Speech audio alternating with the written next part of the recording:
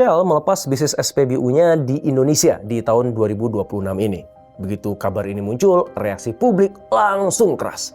Ada yang bilang Shell kalah, ada yang menyebut menyerah. Bahkan ada yang yakin ini tanda angkat kaki total dari Indonesia. Wajar sih, setahun terakhir publik menyaksikan sendiri dramanya. SPBU kehabisan BBM berhari-hari, pompa tak beroperasi, tapi toko tetap buka menjual kopi dan cemilan. Nama besar Shell terasa tidak sejalan dengan realitas di lapangan. Lalu pertanyaannya, apakah ini benar-benar kisah tentang kekalahan? Atau justru ada strategi yang tidak langsung terlihat? Jika Shell tidak pergi, sebenarnya apa sih yang sedang mereka lakukan? Ternyata kisah ini jauh lebih rasional dan terukur dari sekedar narasi menyerah.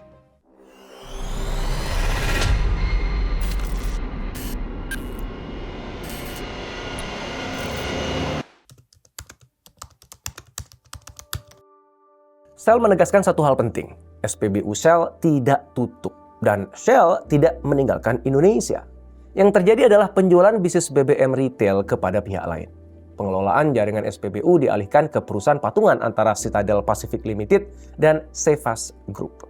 Kesepakatan ini disetujui sejak Mei 2025 dan dieksekusi bertahap sepanjang 2026 ini. Setelah proses rampung, SPBU tetap beroperasi seperti biasa. Logo Shell tetap ada dan dari luar hampir tidak ada yang berubah. Kalau ditarik sedikit ke belakang, langkah ini sebenarnya bukan keputusan mendadak. Secara global, Shell sudah mengumumkan arah strategisnya. Dalam dokumen Energy Transition Strategy 2024 dan penjelasan Capital Markets Day, Shell menyatakan rencana melepas sekitar 500 lokasi retail per tahun sepanjang 2024 hingga 2025 atau sekitar 1.000 situs di berbagai negara. Fokusnya jelas, menyederhanakan portfolio dan memperbaiki pengembalian modal. Artinya Indonesia bukan pengecualian, ia bagian dari desain ulang global yang lebih besar. Disinilah kita mulai melihat konteks yang sering luput dari perbincangan publik. Bisnis SPBU retail terlihat sederhana dari luar, tapi sangat kompleks di dalam. Ia padat aset dan padat operasional, perlu lahan strategis, logistik harian yang presisi, tenaga kerja, standar keselamatan tinggi, dan kepatuhan regulasi. Semua itu berjalan di atas margin penjualan BBM yang relatif tipis. Sedikit aja gangguan pasokan atau perubahan biaya, dampaknya langsung terasa. Karena itulah dalam banyak analisis industri, retail BBM sering dianggap berisiko tinggi dibandingkan segmen downstream lain seperti pelumas atau bahan bakar industri. Pengalaman di Indonesia dalam setahun terakhir memperlihatkan kerentanan itu dengan jelas. Pada paruh kedua 2025, Reuters mencatat adanya gangguan pasokan sementara di sejumlah SPBU swasta, termasuk Shell. Ada SPBU yang menghentikan layanan pengisian BBM, ada pula yang tetap dibuka, tapi hanya melayani minimarket dan penjualan kopi sambil menunggu pasokan kembali normal. Situasi ini menunjukkan betapa sensitifnya bisnis SPBU terhadap distribusi dan pengaturan pasokan. Dalam lanskap seperti ini, Shell memilih jalur yang paling masuk akal secara korporasi, yaitu melepas kepemilikan retail, sambil tetap mempertahankan merek dan peran sebagai pemasok. Pertanyaannya, kok bisa langkah seperti ini dianggap rasional, bahkan strategis? Untuk memahaminya, kita bisa melihat lewat kerangka inovasi model bisnis yang dikembangkan Amit Zod dan Pearson dari MIT Sloan. Mereka membagi inovasi model bisnis menjadi 3 bentuk, inovasi konten, inovasi struktur, dan inovasi tata kelola. Dalam kisah ini, Shell menjalankan yang ketiga, inovasi tata kelola. Ini berkaitan dengan siapa yang melakukan apa, siapa memegang kendali, dan bagaimana peran dibagi. Perubahan di level ini sering tidak terlihat dari luar, tapi justru di sanalah keputusan paling fundamental dibuat. Shell tetap hadir di pasar BBM Indonesia dan tetap menggunakan merek yang sama. Yang berubah hanyalah siapa yang mengelola SPBU sehari-hari. Operasional dialihkan ke perusahaan patungan Citadel Cefas. Shell memilih berdiri sebagai pemilik merek dan pemasok, bukan lagi operator retail. Produk tetap sama, pasokan tetap berjalan. Dari sudut pandang konsumen, hampir tidak ada perbedaan. Tapi di balik layar, pembagian peran dan tanggung jawabnya bergeser drastis. Langkah ini juga nyambung dengan hitungan ekonomi bisnis SPBU.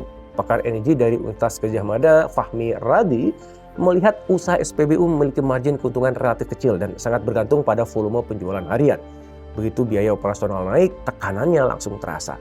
Dalam kondisi seperti itu, perusahaan dihadapkan pada pilihan yang tidak nyaman. Terus menanggung risiko atau mengubah peran agar bisnis tetap layak secara jangka panjang. Pandangan ini memberi konteks yang lebih membumi atas keputusan Shell. Jika ditarik ke gambaran yang lebih besar, keputusan ini sejalan dengan arah Shell sejak 2023. Perusahaan menekankan disiplin modal dan penyederhanaan portfolio. Aset yang kompleks dan memberi imbal hasil lebih rendah mulai dievaluasi ulang. Retail SPBU masuk kategori itu. Dengan mengubah peran di dalam ekosistem, Shell tetap hadir tanpa harus memikul seluruh beban operasional. Inovasinya tidak terlihat di pompa bensin atau di papan harga. Ia bekerja di desain bisnis dan tata kelola. Dari situlah nilai jangka panjangnya dibangun. Tapi masalahnya, langkah ini tidak bebas dari risiko. Saat pengelolaan SPBU tidak lagi dipegang langsung, kendali harian otomatis menjauh. Hal-hal kecil yang dulu bisa dikoreksi cepat, kini harus lewat koordinasi yang lebih panjang. Antrean panjang, layanan yang terasa dingin, atau pompa yang belum siap pakai tidak sepenuhnya bisa ditangani langsung oleh Shell. Semua itu terjadi di ruang yang kini dikelola pihak lain. Sementara bagi pelanggan, yang terlihat tetap satu nama, Shell. Orang datang ke SPBU dengan ekspektasi tertentu.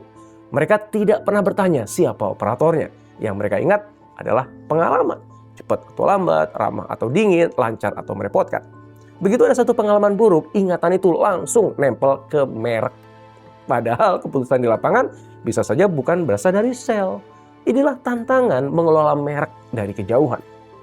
Risiko reputasi juga bergerak jauh lebih cepat daripada kemampuan perbaiki. Satu kejadian kecil di satu lokasi bisa menyebar luas lewat cerita dan media sosial. Shell tetap membawa ekspektasi kualitas global, meski pelaksanaannya lokal. Karena itu, pengawasan tidak bisa setengah-setengah. Standar layanan, keselamatan, dan evaluasi harus benar-benar dijalankan, bukan hanya tertulis di kontrak. Begitu pengawasan melemah, jarak antara merek dan realitas di lapangan akan semakin lebar. Ada pula tantangan jangka panjang yang lebih sunyi. Ketergantungan pada mitra membuat ruang gerak Shell di retail BBM tidak lagi seluas dulu. Setiap perubahan pendekatan atau inovasi harus diselaraskan bersama. Prosesnya lebih lambat dan penuh kompromi. Shell harus menerima peran baru, bukan lagi pemain di garis depan, melainkan pengarah di belakang layar. Inovasi tetap mungkin, tapi ritmenya berubah. Dan itu adalah konsekuensi dari strategi bergerak yang lebih ringan. Lalu, apa yang harus saya lakukan agar strategi ini benar-benar bekerja? Kuncinya ada pada tata kelola merek yang disiplin. Ketika operasional tidak dipegang langsung, standar menjadi alat utama. Perjanjian lisensi harus hidup dalam praktik, audit rutin, indikator kinerja yang jelas, dan mekanisme koreksi yang aktif. Pengalaman konsumen harus terasa konsisten, siapapun pengelolanya. Karena bagi publik, semuanya tetap bernama Shell. Hubungan dengan mitra juga tidak bisa sekedar transaksional. Shell perlu membangun kemitraan yang benar-benar strategis. Dengan tujuan yang selaras tentu saja. Kualitas, keselamatan, dan reputasi harus dilihat sebagai kepentingan bersama. Ini menuntut komunikasi intens dan transparansi. Insentif harus mendorong konsistensi jangka panjang, bukan hanya efisiensi jangka pendek. Tanpa itu, risiko fragmentasi kualitas akan selalu mengintai. Di saat yang sama, Shell perlu mendefinisikan peran barunya secara aktif. Ketika retail tak lagi dikelola langsung, nilai Shell justru ada pada orkestrasi ekosistem, pasokan, merek, dan standar global. Ini membuka ruang fokus ke bisnis dengan pengembalian lebih tinggi seperti pelumas dan perdagangan energi. Tapi juga menuntut kejelasan arah jangka panjang di pasar BBM Indonesia. Apakah Shell ingin tetap menjadi pemain merek utama atau sekedar pemasok? Jawaban atas pertanyaan itu akan menentukan langkah Shell berikutnya. Kisah Shell ini menunjukkan bahwa pasar Indonesia bukan ditinggalkan, melainkan diperlakukan dengan pendekatan yang lebih selektif. Lingkungan regulasi, dinamika pasokan, dan tekanan operasional membuat retail BBM menjadi arena yang semakin kompleks. Bagi perusahaan global, bertahan bukan soal hadir secara fisik di semua lini, tapi soal memilih peran yang paling masuk akal secara ekonomi dan juga strategis. Jadi, Indonesia tetap penting bagi Shell, tapi cara hadirnya yang berubah. Nah, dari sini, ada 3 pelajaran penting yang bisa kita petik. Pertama, inovasi tidak selalu berarti ekspansi. Kadang justru keberanian untuk berhenti mengelola sesuatu yang tidak lagi sepadan. Ukuran besar dan sejarah panjang tidak otomatis menjamin relevansi. Shell menunjukkan bahwa melepas aset besar bisa menjadi keputusan rasional, bukan tanda menyerah. Kedua, mengubah peran seringkali lebih efektif daripada keluar sepenuhnya. Shell tidak meninggalkan BBM dan tidak menghilangkan mereknya. Mereka hanya mengubah posisi dari operator retail menjadi pemilik merek dan pemasok.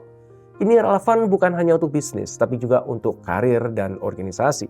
Kadang yang perlu diubah bukan arah, melainkan cara kita hadir. Ketiga, kualitas keputusan ditentukan oleh kejernihan membaca risiko. Retail BBM menawarkan volume besar, tapi penuh risiko operasional dan reputasi. Shell tampak lebih fokus pada risiko-risiko itu daripada terpikat oleh potensi semata. Ini pengingat bahwa keputusan strategis bukan soal optimisme yang berlebihan, melainkan memilih risiko yang sanggup untuk dikelola. Pada akhirnya, keputusan besar jarang terasa dramatis di awal. Ia hadir lewat langkah yang tenang, rapi, dan penuh pertimbangan. Shell memilih mengubah posisi tanpa menghilang dari panggung. Ada kedewasaan dalam membaca batas, lalu menyusun ulang arah. Keputusan ini mengingatkan kita bahwa bergerak maju tidak selalu berarti melangkah lebih jauh.